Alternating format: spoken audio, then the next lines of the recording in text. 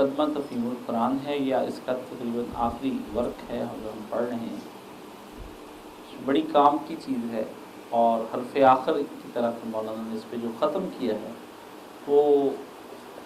اس پہ ساری زندگی ہمارے مولانا اسحاق صاحب رحمۃ اللہ علیہ استاد بزرگوار، اللہ نے جنت الفردوس میں جگہ عطا فرمائے، انہوں نے بھی یہی کام کیا، مولانا مودودی نے بھی یہی کیا۔ ہمارا بھی جو مرکز دین الخالص ہے، یا میری بھی زندگی کا جو اصل مقصد ہے، دینی مسائل میں سے جو راہ ہموار کرنی، اس میں یہ مسئلہ سب سے اہم ہے، اور اس سے سب سے ترجیح دیتا ہوں، ٹاپ پریورٹی پر یہ مسئلہ ہے۔ یہ ہے کیا سنیے، ایک صورت تو وہ ہے جس میں خدا اور رسول کی اطاعت پر جماعت کے سب لوگ متفق ہوں، اختلاف کے بارے میں بات ہو رہی ہے، اور احکام کا ماخذ بھی بالاتفاق قرآن اور سنت کو مانا جائے۔ پھر دو عالم کسی جزوی مسئلے کی تحقیق میں یا دو قاضی کسی مقدمے کے فیصلے میں ایک دوسرے سے اختلاف کریں، مگر ان میں سے کوئی بھی نہ تو اس مسئلے کو اور اس میں اپنی رائے کو مدار دین بنائے، اور نہ اس سے اختلاف کرنے والوں کو دین سے خارج قرار دے، بلکہ دونوں اپنے اپنے دلائل دے کر اپنی حد تک تحقیق کا حق ادا کر دیں، اور یہ بات رائے عام پر، یا اگر عدالتی مسئلہ ہو تو ملک کی آخری عدالت پر، یا اگر اجتماعی معاملہ ہو تو نظام جماعت پر چھوڑ دیں کہ وہ دونوں رائےوں میں سے جس کو چاہے قبول کر لیں یا دونوں کو جائز رکھیں۔ ایک تو طریقہ اختلاف یہ کہ آدمی نے وہاں پہ ہوا کیا کہ عالم تھے، انہوں نے کسی مسئلے میں اختلاف ہو گیا، دونوں نے یہ سوچا کہ پھر ہمیں کرنا کیا چاہیے، انہوں نے اپنے اپنے دلائل کا زور لگایا، اپنی اپنی جگہ پر مطمئن ہو جائیں، جس کو جس دلیل پر اطمینان ہے اور جو ان کا مقلد ہے جس کو اس پر اعتماد ہے، وہ اپنے اس رائے پر چلتے رہیں اور اسی رائے کو اپنے پاس رکھیں، دوسرے کو ایک دوسرے پر ٹھونسے نہ۔ اور اگر یہ مسئلہ اس قسم کا ہو جائے کہ یہ اگر عدالتی مسئلہ ہو تو ملک کی آخری عدالت جو ہے سپریم کورٹ، اس کو دے دیا جائے چارج، جو پھر وہ فیصلہ کرے تو چھوڑ دیا جائے۔ اگر معاملہ اجتماعی ہو تو پھر نظام جماعت یعنی پارلیمنٹ میں لے جا کر کے آپ مسئلے کو حل کر سکتے ہیں، وہاں رائے شماری کرا لیں کہ بھائی یہ مسئلہ کس قسم کا ہے، اس کو دیکھ لیں، اور وہ دونوں رائے میں سے جو رائے ہوگی اس کو قبول کر لیں گے، یا دونوں کو جائز رکھیں گے، بھی دونوں ٹھیک ہیں، جس کو زیادہ اہمیت ہے اس کو ذرا آگے کر کے وہ کر لیں۔ یہ ایک اچھا طریقہ کار ہے جس کے ذریعے سے ہم اختلاف کر سکتے ہیں، اور ہمارے علماء کو یہ طریقہ اختیار کرنا چاہیے۔ لیکن علماء کے اندر یہ ہوتا ہے کہ جو بات میں کہہ رہا ہوں اور جو دلائل میں دے رہا ہوں وہی حرف آخر ہیں۔ آپ اس وقت صریحاً گمراہی پر ہیں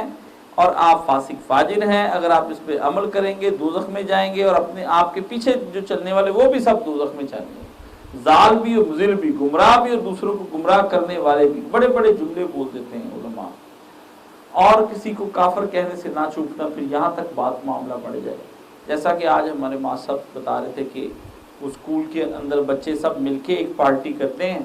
تو ہر بچے نے ذمہ لیا کہ میں یہ لے کر آؤں گا، میں یہ لے کر آؤں گا، دوسرے دوستوں سے لے کر شیئر کر لیں گے۔ تو ایک بچی نے کہا کہ میں گھر سے سموسے لے کر آؤں گی بنا، تو ہوا کیا، وہ جناب بچوں نے کہا ہم نے آپ کے سموسے نہیں کھانے، آپ شیعہ ہیں۔ یا ایک استاد نے اپنا بچے نے قرآن پاک حفظ کیا، تو والد صاحب جو ہیں وہ اس کی مٹھائی لے کر گئے، تو استاد نے اس لیے واپس موڑ دی کہ جناب یہ اس وجہ سے کہ یہ شیعہ کی دکان سے ہے، اس لیے ہمارے مدرسے میں اس کی حد ہو گئی۔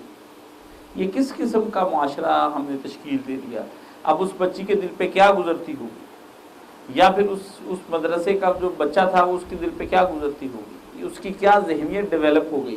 اب وہ معاشرے کا مفید شہری بن کر جیے گا، وہ تو دوسرے فرقے کو حرام سمجھے گا۔ یہ علماء کی کارستانیاں ہیں ہمارے مدرسوں کی، اور شیعہ بھی کوئی کم نہیں، وہ بھی اپنے اندر کھاتے یہی بات ہمیں اپنے لوگوں کو بتاتے پھرتے ہیں بھی یہ ظاہر میں مسلمان ہیں، مومن تو ہم ہی ہیں، ان کے ساتھ برتاؤ وہی کرو جو مسلمان اہل کتاب کے ساتھ کرتے ہیں،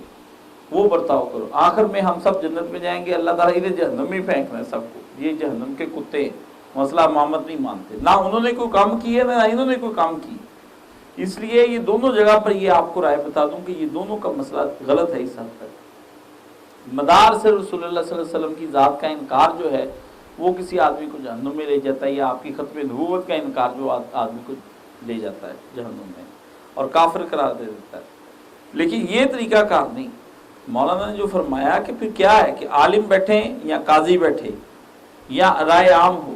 تو برکیف آپ اپنی رائے کو دین کا مدار نہ بنا لیں، کہ میری رائے ہی اصل دین ہے، اس کے علاوہ کوئی اور دین ہو ہی نہیں سکتا. نہیں، آپ کی رائے کے علاوہ بھی اور بہت سی رائے ہے، آپ سے بھی ذہین لوگ بیٹھے ہیں، انٹیلیجنٹ لوگ بیٹھے ہیں. اس لیے یہ بات جو اختلاف ہے یہ والا کہ وہاں جا کر معاملہ ٹھنڈا میٹھا ہو جائے اور آدمی آرام سے، وہ صحت مند جو معاشرہ ہے، صحت مند اختلاف کو ہمیں برداشت کرنا چاہیے. اس میں یہ نہیں کہتے وہ یہ کہتا ہے وہ کہتا ہے. جیسے جمعے کے روز کسی صاحب نے مجھے پرچی دی کہ مولانا طارق جمیل صاحب نے یہ روایت بیان کی، تو میں نے اس پہ بڑی اعتدال کی رائے آپ کے سامنے پیش کر دی کہ ٹھیک ہے انہوں نے یہ روایت بیان کی لیکن یہ صحیح نہیں. لیکن اس سے یہ کرنا کہ ان کی کوئی عزت نہیں، وہ جاہل ہے، اس کو پتہ ہی کچھ نہیں، ایسے ایسے الفاظ نکال دینا کہ عالم دین کے بارے میں، یہ اللہ کے ہاں انتہائی نامقبول چیز ہے. خدا اس کو قبول نہیں کرے گا، بلکہ یہ مردود چیز ہے کہ آپ جس کو آتا کچھ نہیں، عربی کی ایک صحیح عبارت چھوڑے اردو کی صحیح عبارت نہیں پڑھ پاتا، وہ اتنے بڑے عالم دین پر زد رکھ لے. کیا ٹھیک ہے کوئی ایک آدھ غلطی آدمی سے ہو جاتی ہے، 2 بھی ہو سکتی، 10 بھی ہو سکتی. ہم اپنے دن میں کتنے گناہ کرتے ہیں، اگر وہ عالم دین حدیث بیان کرنے میں کوئی کمی کوتاہی رہ گئی ہے، بلا وہ دین کی طرف رہا ہے تو وہ گمراہ. ہم جو سارا دن گناہ پہ گناہ کرتے رہے، ہم پھر مسلمان، رات کو بھی سوتے بھی مسلمان ہیں، صبح اٹھتے بھی مسلمان ہیں، نہ عشاء پڑھتے ہیں نہ فجر ہیں، سوتے وہ بیچارہ جو عشاء پڑھائے بھی فجر بھی پڑھائے، اوروں کو بھی جنت میں لے کر جانے کا سوچے، وہ کافر یا پھر وہ جاہل یا اس کی توہین کرنا، یہ غلط بات ہے.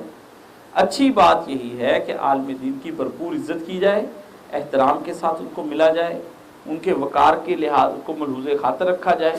پھر جا کر کے ہم جو ہے وہ کوئی بھی رائے جو ہے بنائیں کہ یہ ٹھیک نہیں ہے تو اس کو چھوڑ دیں، آپ کا دل نہیں قبول کرتا نہ کریں. لیکن اس حد تک نہ چلے جائیں کہ کسی عام مسلمان کی بھی توہین یا تحقیر کرنا اسلام نے منع فرمایا. کجا کے عالم دین کے بارے میں اگر کوئی دوسرے مسلمان کی انسلٹ کرنے کے بارے میں سوچتا ہے کہ آج میں اس کی انسلٹ اور بے عزتی کروں گا آئے تو صحیح، تو یہ اس نے بہت بڑی بری چیز کو اپنے دل میں جگہ دے دی. اللہ کے ہاں اس کی مقبولیت کا وہ اندازہ نہیں لگا سکتا.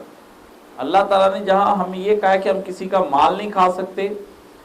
کسی کی جان نہیں لے سکتے، وہاں یہ بھی حکم دیا کہ ہم کسی کی آبرو پر کوئی زد نہیں لگا سکتے یا اس پر حملہ آور نہیں ہو سکتے. آبرو کے لیے بھی اللہ تعالیٰ نے، اب دیکھیں نا کہ کسی عورت پر کوئی اگر تہمت لگاتا ہے تو اسلام قذف کی حد جاری کر دیتا ہے کہ 80 کوڑے مارے جائیں، اس کی آبرو جاتی رہی ہے. اور اس کی گواہی کو ہمیشہ کے لیے متروک قرار دے دیا کہ اس کی گواہی نہیں قبول کی جائے گی. اس نے اتنا بڑا قدم اٹھایا. وہ عورت شوہر کے گھر میں رہتی ہے، بچے اس کو کس نگاہ سے دیکھیں گے، بھائی کس نگاہ سے دیکھے گا،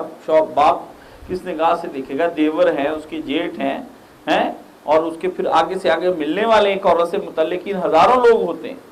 تو کہاں جائے وہ عورت اپنی نگاہیں اٹھا پائے گی. اس لیے شریعت نے ایسے آدمی کو بہت زبردست، اور اسی لیے یہ جو آپ دیکھتے ہیں زنا کی سزائیں ہیں اس کے اندر جو کہا گیا کہ شہادتیں لے کر آئے، وہ شہادتیں 4 ہیں، اور شہادتیں بھی ایسی ایسی کھلی اور ننگی قسم کی شہادتیں ہیں کہ وہ شہادتیں بنا نہیں سکتا بندہ کیسا بھی ہو. ایک مرد عورت کمرے میں بند ہے تو آپ یہ نہیں کہہ سکتے یہ زنا کر رہے تھے، آپ کو وہ کچھ ثابت کرنا پڑے گا جیسے اللہ کے رسول نے حدیث کے اندر اسے کہا ہے. یعنی یہ عزت اور آبرو کے مسئلوں کو اس طرح تک دیکھا ہے تو ایک عالم کی عزت اور آبرو جو اللہ کا نام لیتا ہے وہ کس اللہ کے ہاں کتنی ہوگی. اس لیے جب عالم کے ساتھ کوئی دشمنی کر بیٹھتا ہے یا سخت لفظ بولتا ہے تو لوٹ کر اس کی طرف ضرور آتے ہیں. ایک دفعہ اللہ تعالیٰ کہتا ہے میرے ولی خدا کے ساتھ دشمنی لی، میں تجھ سے نبڑ لیتا ہوں. تو کس طریقے سے ٹھیک ہے. تو اب دوسری صورت یہ ہے کہ اختلاف سرے سے دین کی بنیادوں ہی میں کر ڈالا جائے، خدا، رسالت، آخرت یا نبی کی حیثیت کو متعین کرنے میں، یا یہ کہ کوئی عالم یا صوفی یا مفتی یا متکلم یا لیڈر کسی ایسے مسئلے میں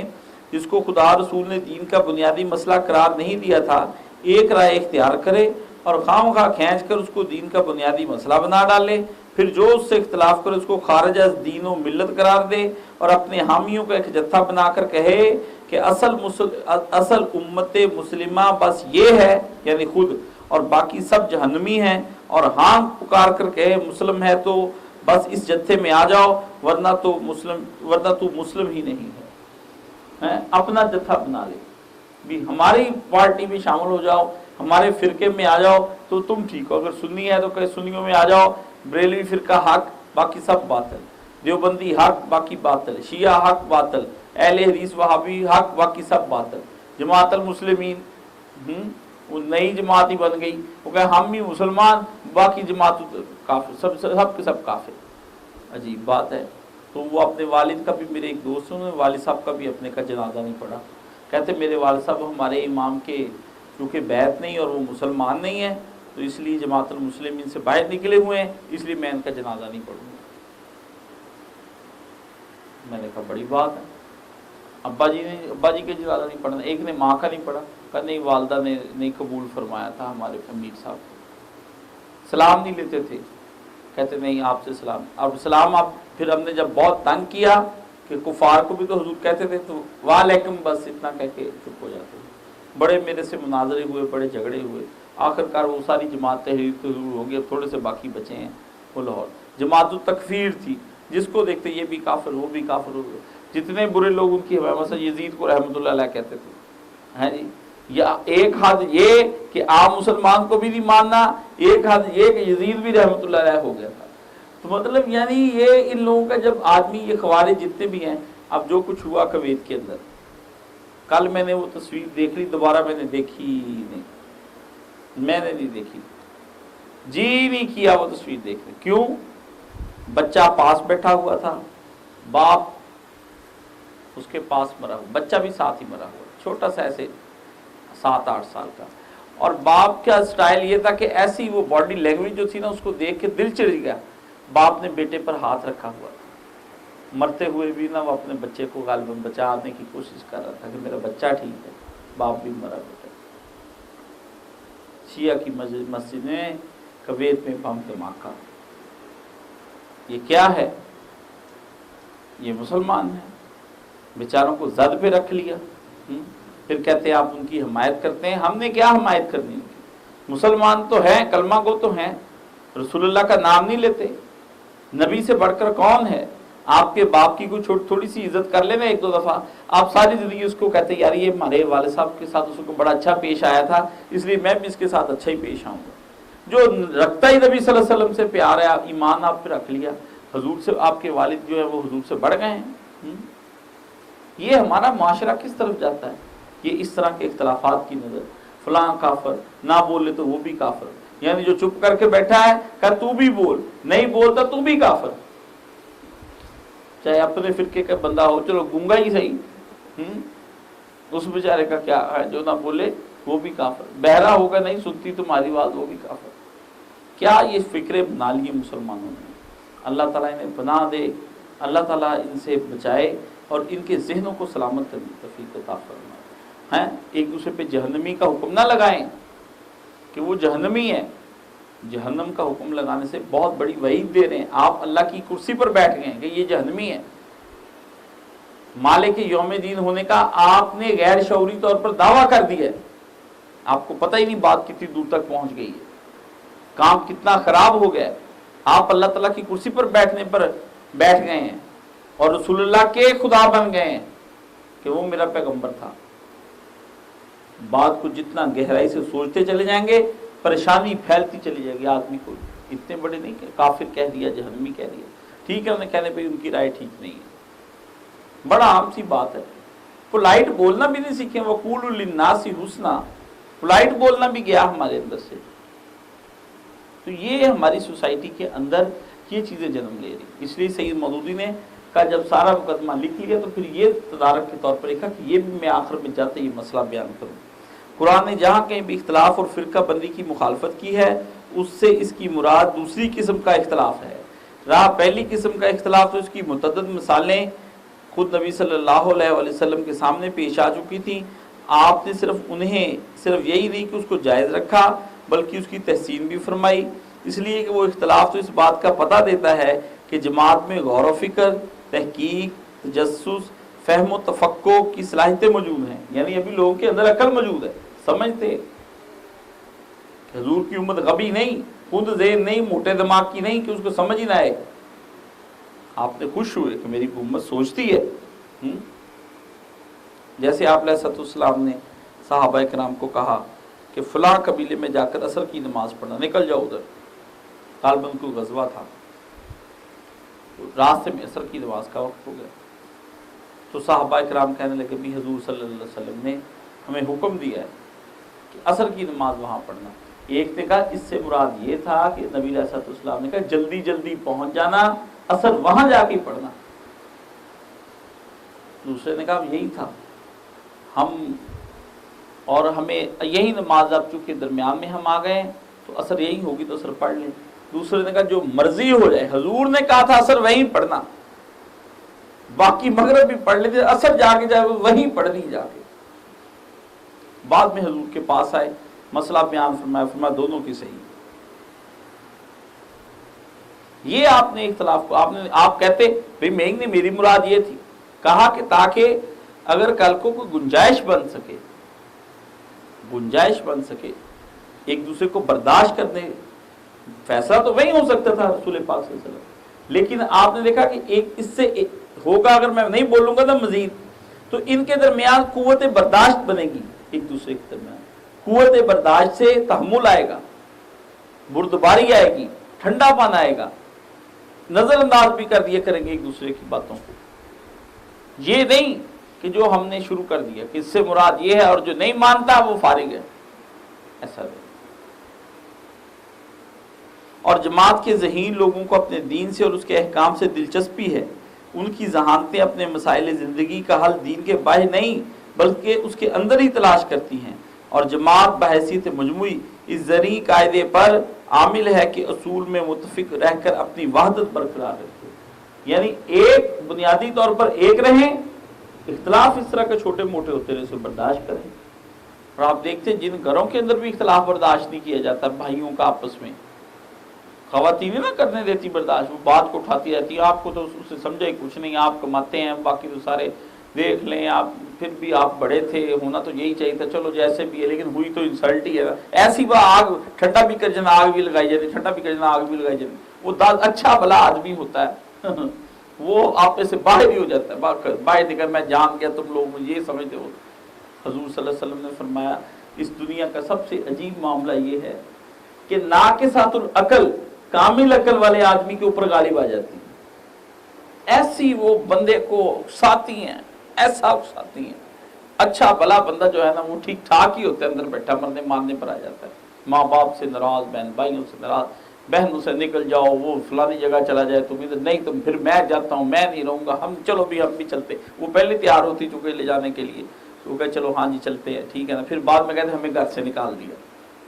آپ خود گئے ہوتے ہیں گھر سے نکال. یہ ہمارے معاشرتی زندگی کے اندر بھی یہی حال ہے. جہاں مذہبی زندگی کے اندر حال ہے نا دینی, وہاں ہمارے گھروں کے اندر بھی یہی حال ہے. یہ کچھ تو ہم کرتے ہیں. اور پھر اپنے اہل علم و فکر کو صحیح حدود کے اندر تحقیق و اجتہاد کی آزادی دے کر ترقی کے مواقع بھی باقی رکھے. یعنی اللہ کے نبی نے اپنے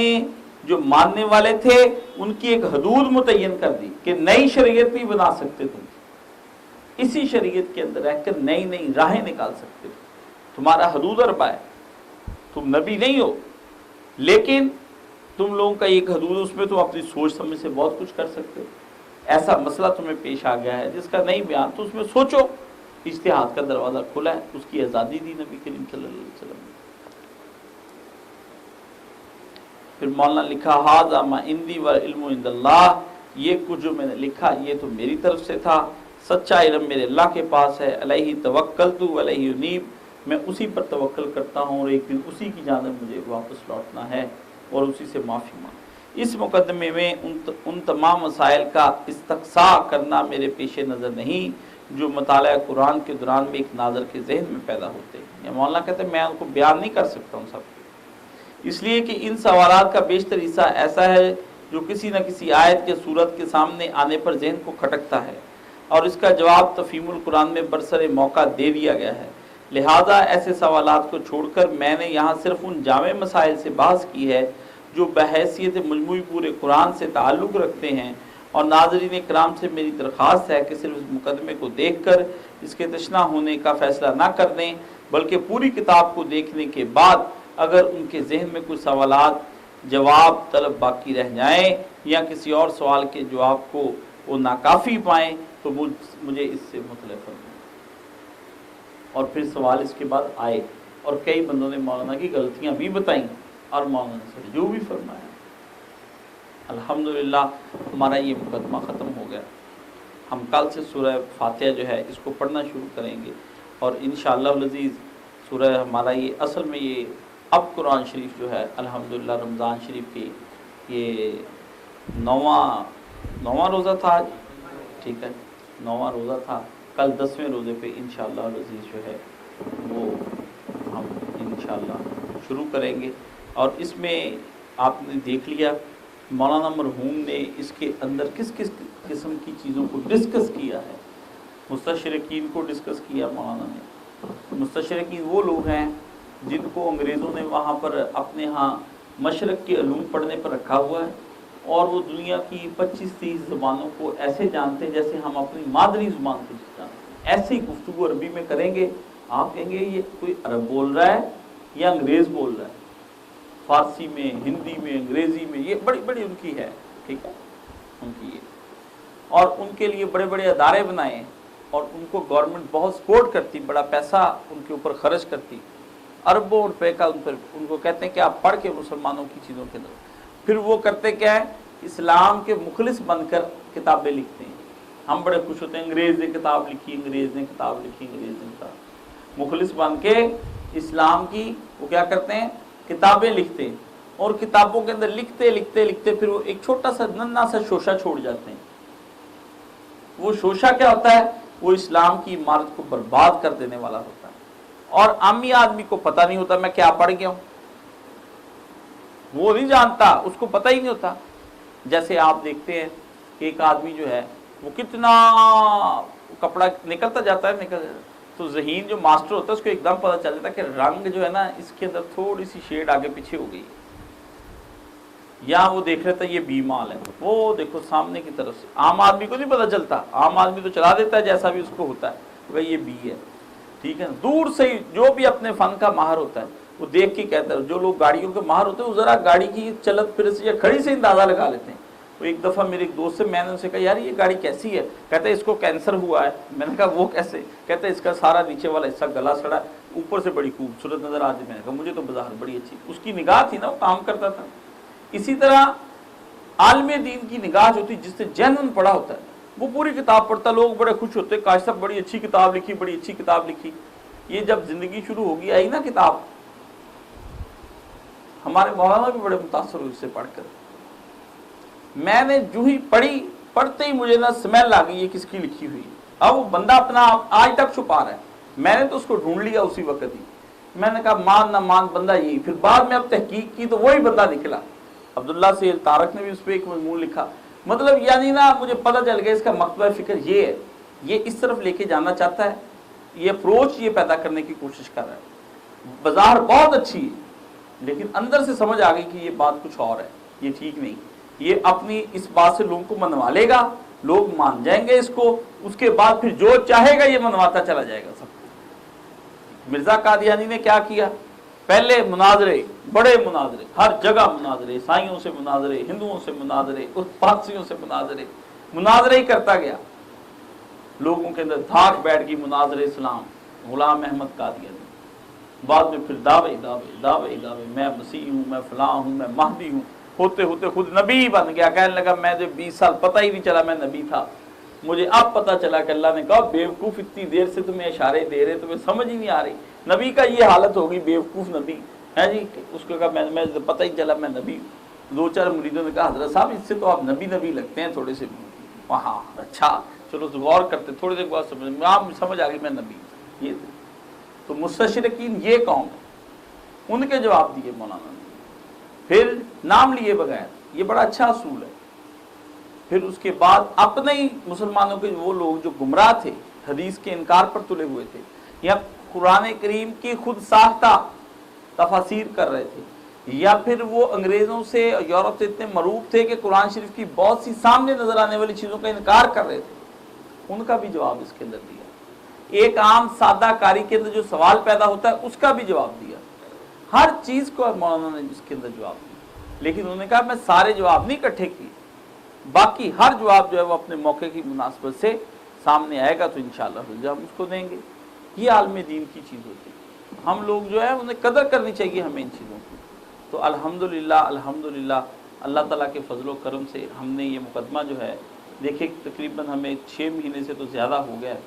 سبکن اسے پڑھ لیا ہے، اور یہ آپ بھی خوش نصیب ہیں، میں بھی خوش نصیب ہوں کہ اللہ تعالیٰ نے مجھے بیان کرنے کی طاقت دے دی، آپ کو سننے کی اور اپنے دل میں جگہ پیدا کرنے کی طاقت دے دی۔ انشاءاللہ ایک وقت آئے گا اسی طرح ہماری تفہیم قرآن جو ہے وہ ختم ہوگی، اور وہ ہم انشاءاللہ اور کچھ نہیں تو پوری زندگی میں اللہ تعالیٰ کی بارگاہ میں ایک قرآن شریف لے جائیں گے کہ یا اللہ ہم نے پورا قرآن شریف سنا تھا، کوئی آیت ہم نے مس نہیں کی، بھرپور طریقے سے تیرا قرآن سن کر آئے۔ یہ میں نے تو خیر اپنی زندگی میں ایک دفعہ 4 سال لگا کے 2008 سے لے کے 2012 تک جو ہے وہ میں نے جو ہے نا اسے ختم کیا تھا، تو الحمدللہ مولانا کی زندگی میں تو اسی طرح اب یہ دوبارہ سے ہے۔ تو انشاءاللہ کل سے ہم اپنی سورہ فاتحہ دیکھیں گے، تو اب دعا کرتے ہیں ہم سب مل کے کہ اللہ تعالی ہمارا اگلا جو قرآن ہے وہ آسان فرما دے۔ سبحان اللہ والحمد للہ ولا الہ الا اللہ واللہ اکبر ولا حول ولا قوۃ الا باللہ العلی العظیم۔ اللہم صلی علی محمد وعلی آل محمد کما صلیت علی ابراہیم وعلی آل ابراہیم انک حمید مجید۔ اللہم بارک علی محمد وعلی آل محمد کما بارکت علی ابراہیم وعلی آل ابراہیم انک حمید مجید۔ یا الہی جو ہم نے مقدمہ پڑھا ہے اس کو قبول و منظور فرما، اور جو سنا ہے اس کو بھی قبول و منظور فرما۔ اس کے اندر جو چیزیں بیان ہوئی ہیں یا الہی ان کو مزید سمجھنے کی توفیق عطا فرما۔ یا الہی اب ہم قرآن شریف کا آغاز باقاعدہ سورہ فاتحہ سے کرنے والے ہیں، ہمارے دلوں کو کھول دے قرآن شریف کو سمجھنے کے لیے، اس پر عمل کرنے کے لیے۔ اللہ ہمیں لکھ لے ان میں سے جن کے بارے میں تیرے نبی نے فرمایا کہ خیرکم من تعلم القرآن وعلمہ، تم میں سے بہترین وہ ہیں جو قرآن شریف کو سیکھتے ہیں اور سکھاتے ہیں۔ اللہ ہم کو ان میں شامل کر لے، ان بہترین لوگوں میں شامل کر لے، اور قرآن کو قیامت کے دن ہماری مخالفت میں نہ کھڑا کیجیے بلکہ قرآن کو ہمارا وکیل بنا کر اپنی بارگاہ میں کھڑا ہونے کی اجازت فرما۔ یا الہی ہمارے جتنے لوگ بیمار ہیں سب کو شفائے کاملہ عاجلہ عطا فرما۔ جن جن لوگوں نے ہمیں اپنی بیماریوں کے بارے میں کہا ہے سب کو شفا بخش دے۔ یا الہی جو لوگ مقروض ہیں ان کو قرض ادا کرنے کی کوئی سبیل عطا فرما۔ جن کے کاروبار نہیں چل رہے ان کے کاروبار میں برکت عطا فرما، رزق میں برکت عطا فرما، حلال رزق عطا فرما، طیب رزق عطا فرما، وسیع رزق عطا فرما۔ اپنے ہاتھ زکوٰۃ دینے والے اور سخاوت کرنے والے بنا، صدقات دینے والے بنا۔ یا اللہ تیری راہ میں جو ہاتھ، وہ ہاتھ عطا فرما جو تیری راہ میں ہمیشہ خیرات کرنے والے ہوں۔ یا الہی ہمارا ہاتھ اوپر والا ہاتھ بنا،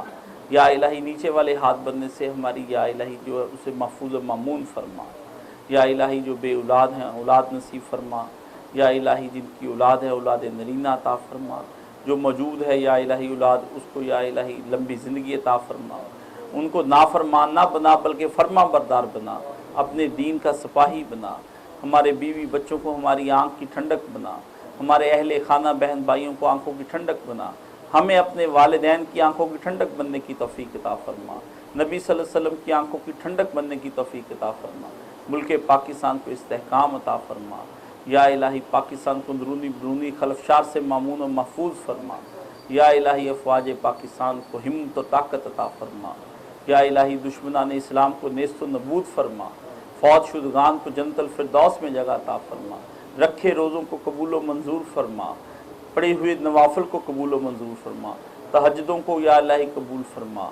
اپنی فرض نمازوں کو قبول فرما، ذکر اذکار جو کیے ان کو قبول و منظور فرما۔ یا الہی سچی رحمت کا ہم طلبگار ہیں، ہم پر رحمت برسا، فضل برسا، کرم برسا۔ وصلی اللہ تعالی علی حبیب خیر خلقہ محمد و آلہ و صحبہ اجمعین برحمتہ۔